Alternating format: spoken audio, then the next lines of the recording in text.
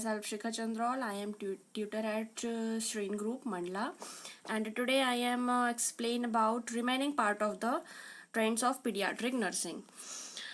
इसके पहले वाला जो वीडियो था उसमें मैंने जो हमारे ट्रेंड्स हैं पीडियाट्रिक नर्सिंग के जो ट्रेंड्स हैं उनके 4 पॉइंट्स के बारे में एक्सप्लेन कर दिया था एंड रिमेनिंग जो 4 पॉइंट्स हैं उन्हें मैं आपको आज डिस्क्राइब करूंगी अभी इस वीडियो पर। सो हमने traumatic care, cost containment, primary nursing and case management जो टॉपिक है प्रीवियस वीडियो में मैंने आपको ब्रीफली एक्सप्लेन कर दिए थे, और आज के वीडियो में मैं आप लोगों को family centred care, high technology care, evidence based care and child oriented environment जो ट्रेंड्स आए हुए हैं पीडियाट्रिक नर्सिंग में उनके बारे में एक्सप्लेन। सो जो फोर्थ ट्रेंड आया हुआ है पीडियाट्रिक नर्सिंग में वो है family centred care. Family centred care means होता है फैमिली के एनवायरनमेंट में किसी बच्चे को ट्रीट करना, उसे केयर प्रोवाइड करना, नर्सिंग केयर प्रोवाइड करना फैमिली सेंटर्ड केयर कहलाता है। सो जैसा कि आप सभी जानते हैं कि एक बच्चे के लिए उसकी फैमिली की क्या इंपॉर्टेंस होती है। फैमिली की प्रेजेंस में बच्चे सिक्योर फील करते हैं, उनको स्ट्रेंथ मिलती है, सपोर्ट मिलती है फैमिली की प्रेजेंस में।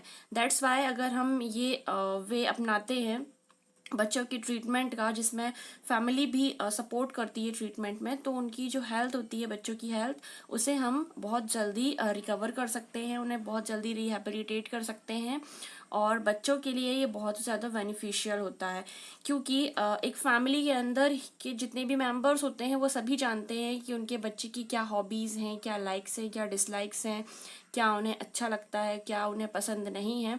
ये सारी चीज़ें एक फैमिली बहुत अच्छे से जानती है। बट अगर हम हॉस्पिटल सिस्टम की बात करें, केयर की बात करें, तो वहाँ पे जो प्रोफेशनल्स होते हैं, नर्सेज, डॉक्टर्स, इस चीज़ को वो प्रॉपरली नहीं समझ पाते हैं, और बच्चों के ट्रीटमेंट में फिजिकली ट्रीटमेंट के साथ साथ उन्हें साइकोलॉजिकली सपोर्ट भी देना बहुत ज़्यादा ज़रूरी होता है, जो कि एक फैमिली एनवायरनमेंट में प्रोवाइड किया जा सकता है।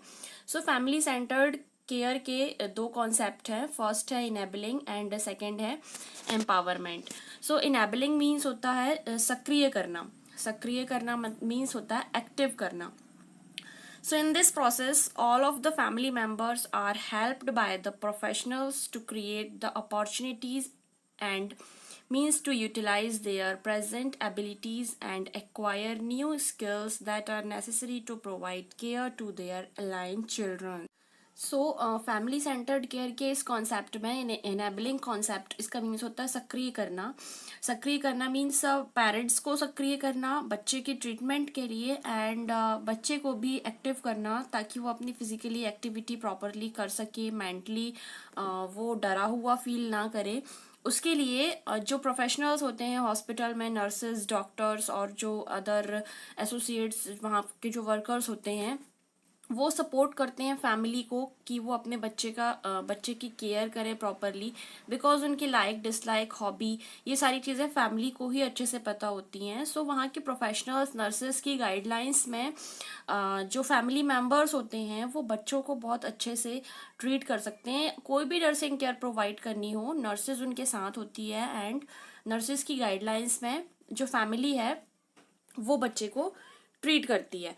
सो इनेबलिंग कॉन्सेप्ट में यही है कि प्रोफेशनल की हेल्प से, नर्सिंग प्रोफेशनल्स की हेल्प से जो फैमिली मेंबर्स होते हैं वो बच्चों को नर्सिंग केयर प्रोवाइड करते हैं।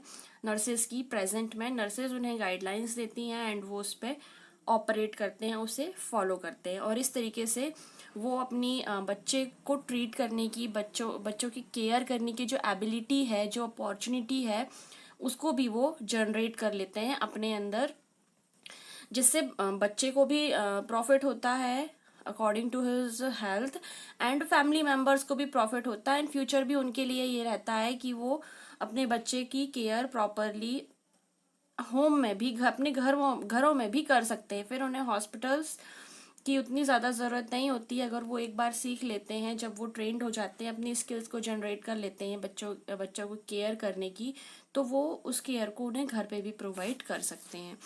नेक्स्ट है एम्पावरमेंट। एम्पावरमेंट का मीन्स होता है सशक्त करना, स्ट्रॉन्ग करना। इस कॉन्सेप्ट में, फैमिली सेंटर्ड केयर के इस कॉन्सेप्ट में जो फैमिली मेंबर्स होते हैं वो अपने आप को स्ट्रॉन्ग करते हैं, because It helps to foster the strength of family members to cope up and withstand stress related to sickness of their children. जब किसी फैमिली के बच्चे की तबीयत खराब है तो ऑब्वियस सी बात है कि उस फैमिली में थोड़ा सा स्ट्रेस होता है, थोड़ा सा क्या बहुत स्ट्रेस होता है।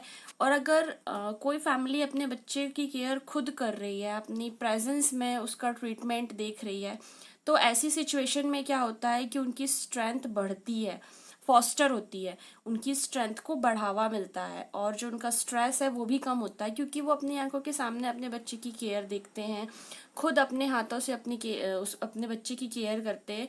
तो ऐसी सिचुएशन में उन्हें एक बिलीव हो जाता है कि नहीं, हमारा बच्चा ठीक हो जाएगा। तो ये चीज़ें उन्हें एम्पावर करती हैं, स्ट्रॉन्ग करती हैं, क्योंकि वो अपने सामने ही सब कुछ देखते हैं, इवन खुद से अपने बच्चे की केयर करते, जैसा कि हमने इनेबलिंग कॉन्सेप्ट के अंदर पढ़ा था। सो ये है फैमिली सेंटर्ड केयर, जिसमें फैमिली भी प्रॉपरली सपोर्ट करती है बच्चों के ट्रीटमेंट के लिए, खुद की भी स्किल्स एबिलिटीज़ को डेवलप करती है और जो स्ट्रेस होता है उसे रिड्यूस आउट करती है एंड जो स्ट्रेंथ होती है उसे स्ट्रॉन्ग अप करती है। नेक्स्ट है हमारा सिक्स्थ जो ट्रेंड आया हुआ है वो ये है कि high technology care and improvement in diagnosis and treatment. High technology care provide करना और जो डायग्नोसिस में इम्प्रूवमेंट करना, जो नैदानिक हम लोग करते हैं मूल्यांकन, उसमें इम्प्रूवमेंट करना। सो जो मेडिकल फील्ड है उसमें जो भी एडवांसमेंट आए हुए हैं मेडिकल फील्ड में टेक्नोलॉजी से रिलेटेड, इन पीडियाट्रिक नर्सिंग बहुत सारे टेक्नोलॉजी से रिलेटेड इम्प्रूवमेंट्स हुए हैं, एडवांसमेंट आए हैं।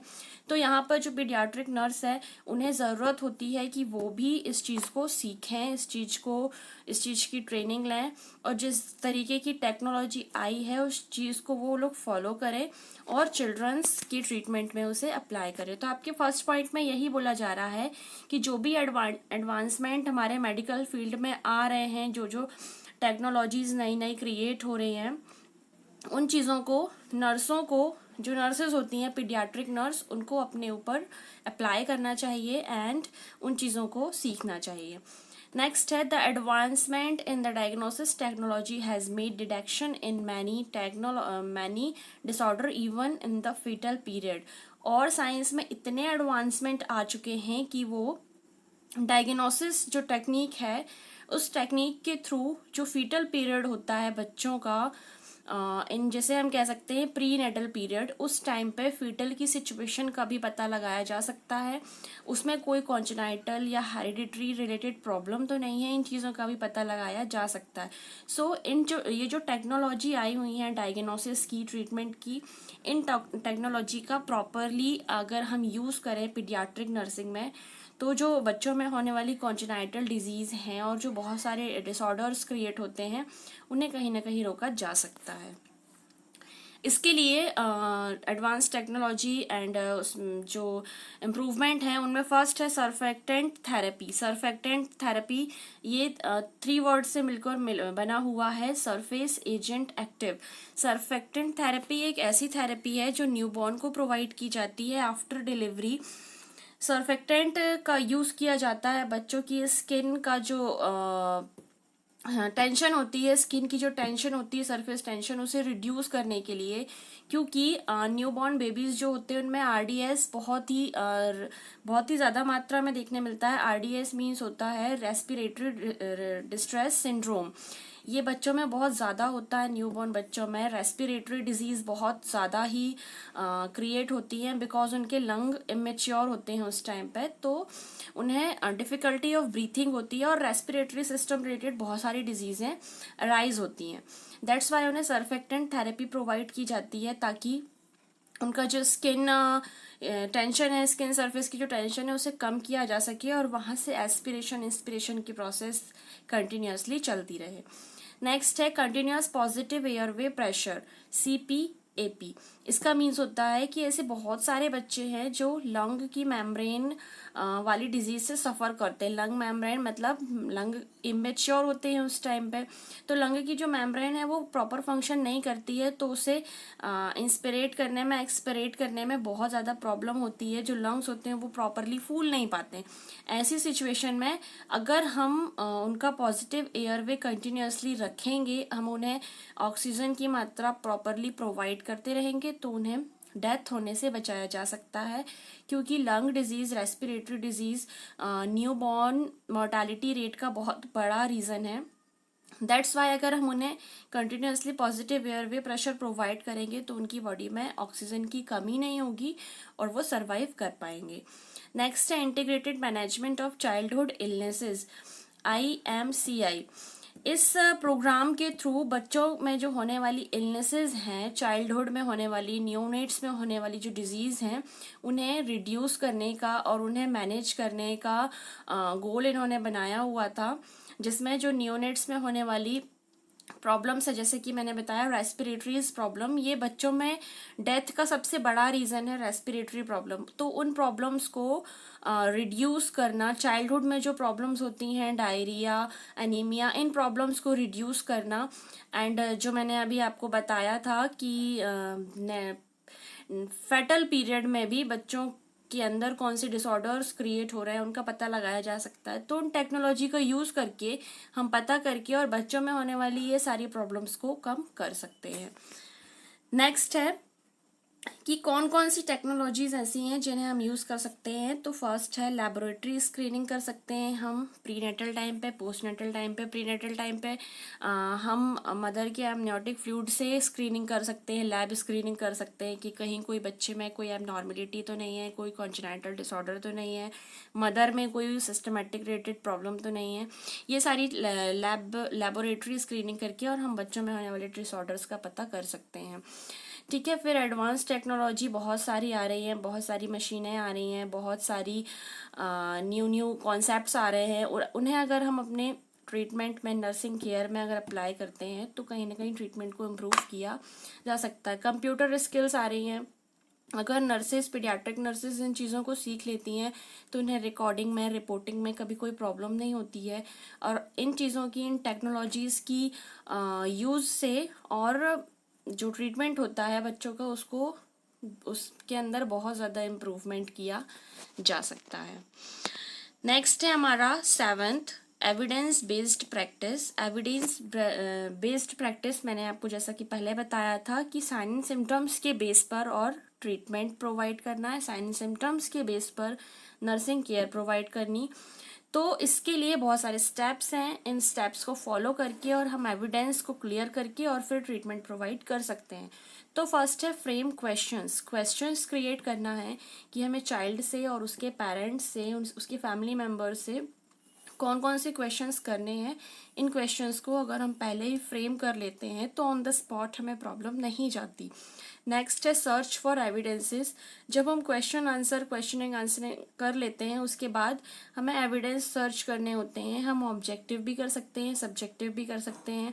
हमें साइन एंड सिम्टम्स को ऑब्जर्व करना होता है कि कौन से साइन सिम्टम्स कब हो रहे हैं। क्वेश्चंस में हमें ये करना है कि कौन सी प्रॉब्लम बच्चे में हो रही है, कब से हो रही है, कितनी सीवियरिटी में हो रही है।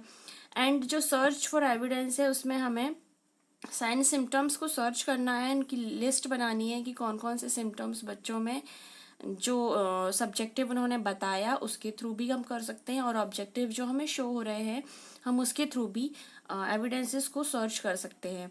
नेक्स्ट है असेस एविडेंसेस। फिर हमने जो साइन सिम्टम्स मिले हुए हैं उन साइन सिम्टम्स को हमें असेस करना है कि उनका ड्यूरेशन क्या है, उनकी सीवियरिटी क्या है, कब से लेकर कब तक वो साइन सिम्टम्स किसी बच्चे के अंदर शो हो रहे हैं, और उन साइन सिम्टम्स से कौन कौन से कॉम्प्लिकेशंस अराइज हो सकते हैं, बच्चों को कौन कौन सी प्रॉब्लम्स हो रही हैं। ये सारी चीज़ें हमें थर्ड स्टेप में असेस करनी है। फोर्थ है मेक डिसीजंस। जब हमें साइन सिम्टम्स मिल जाते हैं, हम उन्हें असेस कर लेते हैं, उसके बाद हमें डिसीजन मेकिंग करनी होती है कि हमें कौन सी नर्सिंग केयर प्रोवाइड करनी है, किस तरीका का ट्रीटमेंट प्रोवाइड करना है जिससे जल्दी से जल्दी रिकवर हो सके, जल्दी से जल्दी इन्हें ट्रीट किया जा सके। इस तरीके की डिसीजन मेकिंग करनी है कि कौन सी नर्सिंग केयर हमें उस बच्चे पर्टिकुलर बच्चे को प्रोवाइड करनी है। नेक्स्ट है इवेल्युएट परफॉर्मेंस। जब हमने डिसीजन मेकिंग कर लिया, हमने उसके ऊपर इम्प्लीमेंट कर दिया उस नर्सिंग प्रोसेस का, देन लास्ट हमें इवेल्युएट करना होता है कि हमने जो भी नर्सिंग केयर प्रोवाइड करी है उसका किस हद तक रिजल्ट सामने आया है, बच्चे के ऊपर कितने इफेक्ट हुए हैं, कितने पॉजिटिव कितने नेगेटिव इफेक्ट हुए हैं, इन सारी चीज़ों को इवेल्युएट करना है। एंड देन अगर कोई प्रॉब्लम होती है, बाद में कोई कॉम्प्लिकेशंस अराइज होते हैं, तो उन्हें भी ट्रीट करना है। सो ये था आपका एविडेंस प्रैक्टिस, जिसके थ्रू हम बच्चों को वही ट्रीटमेंट प्रोवाइड करते हैं जो उनके लिए ज़रूरी है। अननेसेसरी ट्रीटमेंट हम बच्चों को नहीं प्रोवाइड करते हैं, और ऐसे में कॉस्ट कंटेनमेंट ट्रेंड को भी हम इस तरीके से फॉलो कर सकते हैं कि नेसेसरी अगर हम ट्रीटमेंट बच्चों को प्रोवाइड कर रहे हैं तो जो कॉस्ट का बर्डन है वो भी कहीं ना कहीं कम हो जाता है। फिर आगे अगर हम देखेंगे तो इसमें है, it provides a systematic approach to enable nurses to effectively use the best solution related to nursing practice. जो एविडेंस बेस्ड प्रैक्टिस है वो एक सिस्टमैटिक अप्रोच है एक पीडियाट्रिक नर्स के लिए। एक सिस्टम में वो अपने पेशेंट को ट्रीट कर सकती है बिना किसी लीगल प्रॉब्लम के, बिना किसी प्रोफेशनल प्रॉब्लम के। अगर वो इस सिस्टम से वर्क करती है तो वो कहीं ना कहीं बहुत अच्छी नर्सिंग प्रैक्टिस बच्चों को प्रोवाइड कर रही है, बहुत अच्छी नर्सिंग केयर प्रोवाइड कर रही है। क्योंकि बच्चों के अंदर हम कम से कम नर्सिंग केयर प्रोवाइड करें, कम से कम उन्हें नर्सिंग प्रोसीजर्स से गुजारें, तो उनके लिए ज़्यादा बेटर है। इसलिए हमें प्रॉपर साइन सिम्टम्स चेक करके और सिर्फ उन्हीं साइन सिम्टम्स के बेस पर हमें उन्हें ट्रीटमेंट प्रोवाइड करना चाहिए। Next one is nursing focuses on illness aspects of care the human response during disease and therapy. जो नर्सिंग प्रोसीजर्स होते हैं, नर्सिंग केयर होती है, वो इलनेस पे फोकस करती है, इलनेस पे ध्यान देती है कि वो किस इलनेस की वजह से साइन सिम्टम्स अराइज हो रहे हैं, और प्रॉपरली उन्हीं साइन सिम्टम्स को ट्रीट करके और डिजीज को कम कर सकती है। डिजीज को ट्रीट करने के लिए, डिजीज को रेस्पॉन्स करने के लिए हमें उनके साइन सिम्टम्स पर ही फोकस करना होता है। तो जो नर्सिंग केयर होती है वो इलनेस पर फोकस करती है, इलनेस के साइन सिम्टम्स पर फोकस करती है, ताकि उन्हें ट्रीट करके, उन्हें रेस्पॉन्स करके और जल्दी से जल्दी बच्चे को ट्रीट किया जा सके। नेक्स्ट है quality improvement measure and throwing outdated management tools are essential to improve nursing practice. This is possible with the help of EBP. EBP means evidence based practice. Quality improvement किया जा सकता है, quality को improve किया जा सकता है evidence based practice के थ्रू। क्योंकि जब हम प्रॉपरली किसी साइन सिम्टम्स पर ट्रीट करते हैं, किसी साइन सिम्टम्स को ट्रीट करते हैं, अननेसेसरी कोई ट्रीटमेंट की ज़रूरत नहीं होती है, तो वहाँ पर जो ट्रीटमेंट का, जो केयर का लेवल होता है, जो स्टैंडर्ड होता है, जो क्वालिटी होती है, वो ऑटोमेटिकली इम्प्रूव हो जाती है। फिर हमें अननेसेसरी किसी चीज़ को करने की ज़रूरत नहीं होती है। और जो आउटडेटेड मैनेजमेंट है, जैसे कि शुरू से लेकर आखिरी तक ट्रीट करना, वो वाला जो सिस्टम है यहाँ पर ख़त्म हो जाता है। क्योंकि हम सिर्फ साइन सिम्टम्स के बेस पर बच्चों का ट्रीटमेंट करते हैं, तो यहाँ पर जो क्वालिटी है वो बहुत ज़्यादा इम्प्रूव हो जाती है। और जो टूल्स यूज़ होते हैं उस चीज़ में, वो भी कम से कम यूज़ होते हैं, कम से कम लगते हैं, और जो कॉस्ट है वो भी फैमिली का और पेशेंट का बहुत हद तक रिड्यूस हो जाता है। और उनका जो सेटिस्फेक्शन होता है अकॉर्डिंग टू ट्रीटमेंट एंड बच्चे की हेल्थ के अकॉर्डिंग जो भी उनका सेटिस्फेक्शन होता है, उसे भी हम यहाँ पर फुलफिल कर सकते हैं। नेक्स्ट एंड लास्ट है child oriented environment. Child oriented environment का मीन्स होता है चाइल्ड से रिलेटेड एनवायरनमेंट। बच्चों को जिस तरीके का एनवायरनमेंट पसंद है, उन्हें उस तरीके का एनवायरनमेंट प्रोवाइड करना। सो बच्चों को फ्रेंडली एनवायरनमेंट पसंद होता है, ऐसा एनवायरनमेंट जहाँ उन्हें किसी से डर ना लगे, ना ही वो किसी के सामने हेजिटेट हो, तो ऐसा एनवायरनमेंट बच्चों को प्रोवाइड करना है। चाइल्ड वार्ड अलग से रखना है। अगर पीडियाट्रिक हॉस्पिटल अलग से है तो वो बेस्ट है, बट अगर हॉस्पिटल्स में बहुत सारे डिपार्टमेंट इंक्लूड है, तो हमें बच्चे को जो पीडियाट्रिक डिपार्टमेंट है वहीं पर रखना चाहिए, ताकि बच्चों को बच्चों वाला एनवायरनमेंट प्रोवाइड किया जा सके। लिबरल विजिट आवर्स, और बच्चों के सामने विजिटिंग आवर्स रखने चाहिए। उस टाइम पे वो अपने पेरेंट्स से, अपनी फैमिली से इजीली मिल सकते हैं। वो अपने फ्रेंड्स से इजीली मिल सकते हैं, इसलिए उनके सामने विजिटिंग आवर्स भी होने चाहिए।